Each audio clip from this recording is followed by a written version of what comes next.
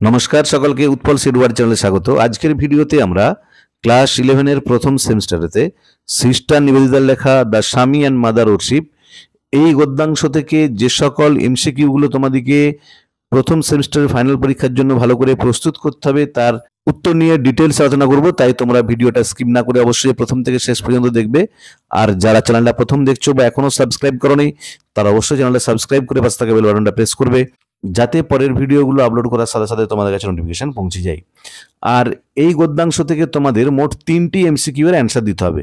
দেখো, গদ্য থেকে মোট 10টি এমসিকিউ করতে হবে, তার মধ্যে অ্যান অ্যাস্ট্রোলজার্স ডে থেকে 4টি, অমরনাথ থেকে 3টি এবং the Swami and mother worship থেকে 3টি। আর একটা কথা বলে নিই, তোমরা এই এমসিকিউগুলো পড়ার আগে ভালো করে টেক্সটটা একবারটি পড়ে নেবে। যদি টেক্সটটা তোমাদের ভালো মনে থাকে তাহলে কিন্তু তোমরা সহজেই এমসিকিউ এর অ্যান্সারগুলো বুঝতে পারবে এবং পরীক্ষাতে লিখতেও পারবে। তাই টেক্সটটা তোমরা অবশ্যই পড়ে নিও। যদি কারো সমস্যা হয় তাদের জন্য আমি ডেসক্রিপশন বক্সে টেক্সটের লিঙ্কও দিয়ে রেখেছি, তোমরা দেখে নিও। আর আমি তোমাদের ক্লাস 11 এর প্রত্যেকটা পিসের প্রত্যেকটা গদ্য পদ্য এবং যে র্যাপিড রিডার 3টে নাটকের সামারি আছে সেইগুলোরও প্রতি লাইনের বাংলা অনুবাদ বিশ্লেষণ করে ভিডিও আপলোড করেছি, এবং সেখান থেকে যে সকল ইম্পর্টেন্ট এমসিকিউগুলো গ্রামারগুলো তোমাদেরকে ফাইনাল পরীক্ষার জন্য প্রস্তুত করতে হবে তার উপর ডিটেলস আলোচনা করে ভিডিও আপলোড করেছি অলরেডি।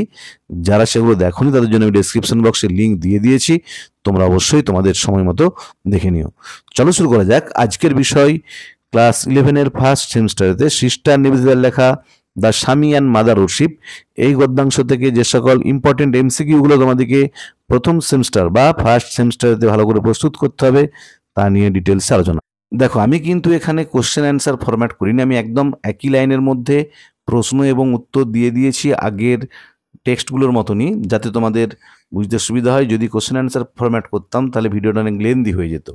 এখানেতে একই লাইনের মধ্যে কোশ্চেনও আছে এবং অ্যান্সারও আছে, একটু ভালো করে খেয়াল করো।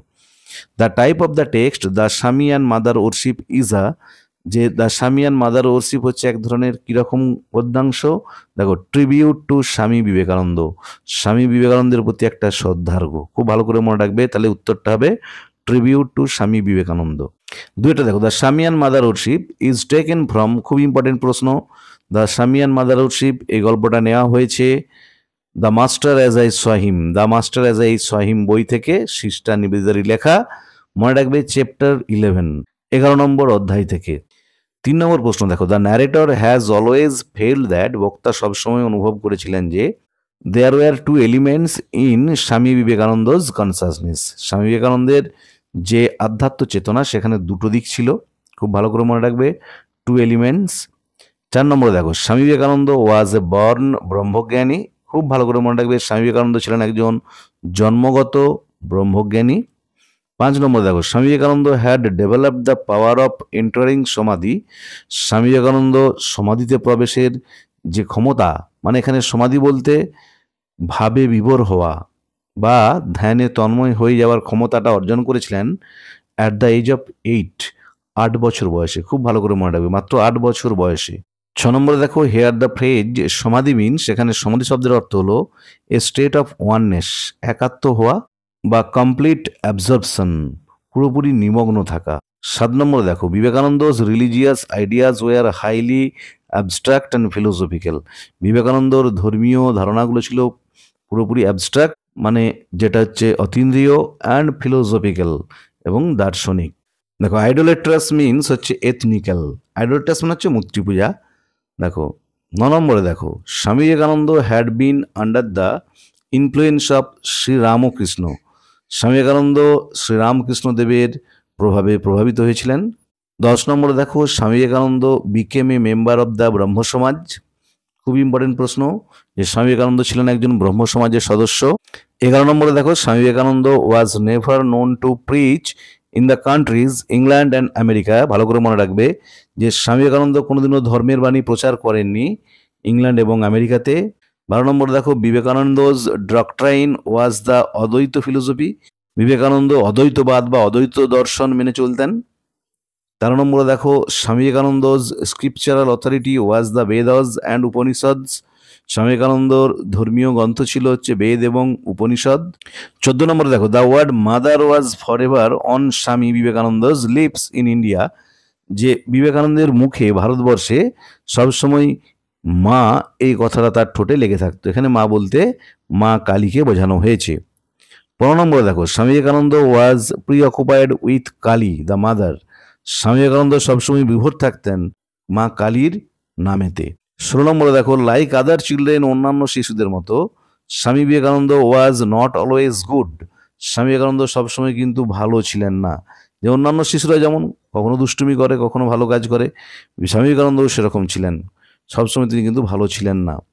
17 নম্বরে দেখো, prayer two Kali the mother acted in স্বামী বিবেকানন্দস লাইফ ইজ আ ভেরিটেবল চার্ম। যে prayer two Kali the mother, মা কালীকে প্রার্থনা করাটা, মা কালীর পূজা করাটা স্বামী বিবেকানন্দের জীবনে একটা ভেরিটেবল চার্মের মতো কাজ করেছিল। 18 নম্বরে দেখো, the right hand of Kali the mother raised in blessing. যে মা কালীর ডান হাত সবসময় আশীর্বাদ পুষ্ট। And holds a sword in the left hand, আর বাম হাতে থাকে একটা তরবারি। 19 নম্বরে দেখো, the intensity of Swami Vivekananda's feeling sometimes become half lyric. Swami বিবেকানন্দের যে অনুভূতির বহিঃপ্রকাশটা মাঝে মধ্যে হয়ে যেত হাফ লিরিক, মানে অর্ধেক গীতিময়। 20 নম্বরে দেখো, the knife of goddess Kali flashes blood red. মা কালীর যে ছুরিটা বা তরবারিটা সবসময় রক্তে রাঙা। 21 নম্বরে দেখো, the word incarnation means figuration. যে ইনকারনেশন কথাটির অর্থ হলো figuration. And Sama means sacred song, আর সাম শব্দের অর্থ হলো স্যাক্রেড সং, যেটাকে পবিত্র গান বা স্তোত্র বলা হয়। 22 নম্বরে দেখো, স্বামী বিবেকানন্দ ওরশিপড দ্য টেরিবল। স্বামী বিবেকানন্দ সবসময় ভয়ঙ্করের পূজারী ছিলেন। 23 নম্বরে দেখো, Swami Vivekananda had a whole hearted contempt for mawkishness and squeamishness. Swami বিবেকানন্দের ছিল একটা প্রচণ্ড ঘৃণা কিসের প্রতি? মকিসনেস অ্যান্ড স্কুইমিসনেস, কৃপণতার প্রতি বা ন্যাকামোর প্রতি, মানে যেটাকে দেখনদারি বলা হয়, লোক দেখানো, সেটার প্রতি। 24 নম্বরে দেখো, we may attack this. Here this refers to animal sacrifice. এখানে দিস বলতে পশু হত্যাকে, পশু বলিকে বোঝানো হয়েছে। 25 নম্বরে দেখো, Swami Vivekananda never tolerated blood offering. Swami Vivekananda কখনো রক্ত অর্পণটা মেনে চলতেন না বা সহ্য করতেন না। Which was considered devil warship, যেটাকে তিনি শয়তানের পূজা বলে মনে করতেন। মানে কোনো পূজা অর্চনার ক্ষেত্রে যদি পশু বলি করা হতো, তিনি সেটাকে পূজা বলতেন না, সেটাকে বলতেন কি? ডেভিল ওয়ারশিপ, শয়তানের আরাধনা করা হচ্ছে, এখানে পুজো করা হয়নি। 26 নম্বর দেখো, people call Kali the merciful. মানুষজন দেবী কালীকে বলতেন কি? দ্য মার্সিফুল, যিনি ক্ষমাপরায়ণ। 27 নম্বর দেখো, the stern words of Swami Vivekananda was to seek death not life. Swami Vivekananda সব থেকে যে ভয়ঙ্কর কথাটা সবাইকে বলতেন, যে সবসময় মৃত্যুকে খুঁজবি, জীবনকে নয়। যে আমাদের কামনাই হবে মৃত্যুর খোঁজা, মৃত্যুর অন্বেষণ, জীবনের নয়। 28 নম্বরে দেখো, sister Nivedita realise the necessity of taking on the Indian consciousness. Sister Nivedita উপলব্ধি করেছিলেন প্রয়োজনীয়তা, কিসের প্রয়োজনীয়তা? Taking on the Indian consciousness, ভারতীয় আধ্যাত্ম চেতনার প্রয়োজনীয়তা তিনি উপলব্ধি করেছিলেন। 29 নম্বরে দেখো, born educator refers to Swami Vivekananda. জন্মগত শিক্ষাবিদ বলতে বোঝানো হয়েছে স্বামী বিবেকানন্দকে। 30 নম্বরে দেখো, according to sister Nivedita. Sister নিবেদিতার মতে Kali is the vision of Shiva. Kali ছিলেন শিবেরই এক দর্শন, খুব ভালো করে মনে রাখবে। 31 নম্বর দেখো, one day Swami Vivekananda along with sister Nivedita. একদিন স্বামী বিবেকানন্দ সিস্টার নিবেদিতার সাথে ওয়েন টু জোড়াসাঁকো যাচ্ছিলেন। জোড়াসাঁকোতে খুব ইম্পর্টেন্ট প্রশ্ন, টু মিট মহর্ষি দেবেন্দ্রনাথ টেগোর। মহর্ষি দেবেন্দ্রনাথ ঠাকুরের সাথে দেখা করতে, মানে রবীন্দ্রনাথ ঠাকুরের যিনি বাবা ছিলেন তার সাথে দেখা করতে জোড়াসাঁকো যাচ্ছিলেন। 32 নম্বর দেখো, sister Nivedita was about to lecture at Kalighat. Sister Nivedita কালীঘাটে তার বক্তৃতা বা বক্তব্য প্রকাশ করতে চলেছিলেন। 33 নম্বর দেখো, Swami Vivekananda instructed if any foreign wish to be present there. Swami Vivekananda নির্দেশ দিয়েছিলেন যে যদি কোনো বিদেশি সেখানে উপস্থিত থাকতে চায়, they were to remove their shoes, তাদেরকে তাদের জুতা খুলে রাখতে হবে। 34 নম্বরে দেখো, colonel Hay's poem is about guardian angels. খুব ভালো করে মনে রাখবে যে কলোনেল হের কবিতাটা ছিল গার্ডিয়ান অ্যাঞ্জেল সম্পর্কে। 35 নম্বরে দেখো, Swami Vivekananda believed in Brahma and the gods. Swami Vivekananda ব্রহ্মবাদ এবং দেবদেবীতে বিশ্বাসী ছিলেন।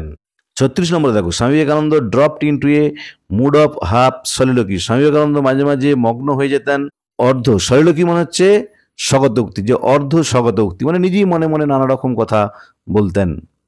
37 নম্বরে দেখো, Swami Vivekananda use to hate Kali but he had to accept Kali, যে স্বামী বিবেকানন্দ মা কালীকে ঘৃণা করতেন কিন্তু তাকে গ্রহণ করতেও হয়েছিল।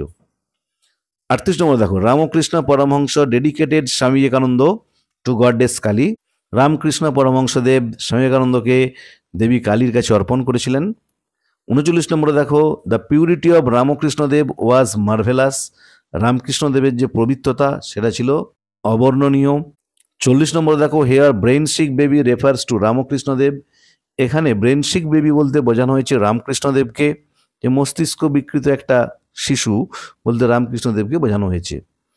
41 নম্বরে দেখো, she made a slave of me, here she refers to goddess Kali. এই লাইনটাতে শি বলতে দেবী কালীকে, মা কালীকে বোঝানো হয়েছে। 42 নম্বরে দেখো, Ramakrishnadev lived only 2 years after making Vivekananda over to goddess Kali. Ramakrishnadev বেঁচেছিলেন মাত্র 2 বছর বিবেকানন্দকে তিনি যখন কালীর কাছে, মা কালীর কাছে অর্পণ করার পর মাত্র 2 বছর তিনি বেঁচেছিলেন। 43 নম্বরে দেখো, goddess Kali worked up the body of Ramakrishna for her own ends. দেবী কালী রামকৃষ্ণদেবের শরীরে আবির্ভূত হয়েছিলেন তার নিজের জন্য, মানে কালীর নিজের জন্য। 46 নম্বরে দেখো, here Vivekananda's pilgrimage to Amarnath is referred. এখানে বিবেকানন্দের অমরনাথ তীর্থযাত্রার কথা উল্লেখ করা আছে, মানে এই গদ্যাংশে। 47 নম্বরে দেখো, অ্যাকর্ডিং টু স্বামী বিবেকানন্দের মতে the impersonal god becomes personal through the mist of sense. যে ইম্পার্সোনাল গডগুলো পার্সোনাল গডে পরিণত হয় মিস্ট অফ সেন্সের মাধ্যমে। 48 নম্বরে দেখো, the word epoch means era. Epoch শব্দের অর্থ হলো ইরা, যুগ। 49 নম্বরে দেখো, Kali the mother is to be the worship of the Indian future. যে মা কালী ভবিষ্যতে ভারতের সর্বত্রই পূজিত হবেন। 50 নম্বরে দেখো, the word pilgrimage means, pilgrimage কথাটির অর্থ হলো journey to a sacred place, একটা পবিত্র স্থানে যাত্রা করা। 51 নম্বরে দেখো, Guru Nanak was the founder of Sikhism. Guru Nanak ছিলেন শিখ ধর্মের প্রবক্তা। 52 নম্বরে দেখো, the thing that made Swami Vivekananda accept goddess Kali is confidential.